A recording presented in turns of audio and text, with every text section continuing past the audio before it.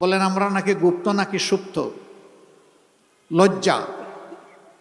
নিজেরা যারা গুপ্ত সুপ্ত হয়ে থেকেছেন তা সেই লোক যদি আমাকে গুপ্ত বলে, আপনাকে গুপ্ত বলে, আপনার কেমন লাগবে বলেন? বছরের পর বছর দেশবাসী কিছু মানুষের ছায়াও দেখে নেয়। সেই মানুষ যদি আমাকে বলে আমি গুপ্ত না সুপ্ত, হ্যাঁ আপনি বলতেই পারেন আমি গুপ্ত ছিলাম কারাগারে দফায় দফায়। আপনি যদি ওইটাকে গুপ্ত বলেন তাইলে আমি অবশ্যই গুপ্ত। আমি এদেশের মানুষকে বিপদের মুখে ফেলে দিয়ে আমি পালিয়ে যাইনি, আমি ইচ্ছা করলে পালিয়ে যেতে পারতাম। আমি শুধু না, আমার সহকর্মীরা পালিয়ে যায়নি। নিশ্চিত মৃত্যু জেনে আমাদের সহকর্মীরা সাহস করে বাংলাদেশে ফিরে এসেছে। এই এলাকায় ইবনে সিনা হাসপাতাল আছে, ডায়াগনস্টিক সেন্টার আছে। এর প্রাণ পুরুষ ছিলেন মীর কাসেম আলী।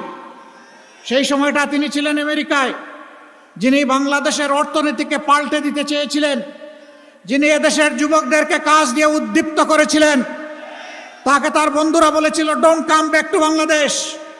তিনি বলেছেন হোয়াই? তারা বলেছে তুমি আসলে, ভাই আপনি আসলে আপনার সিনিয়র নেতাদের যে অবস্থা হচ্ছে আপনারও তাই হবে।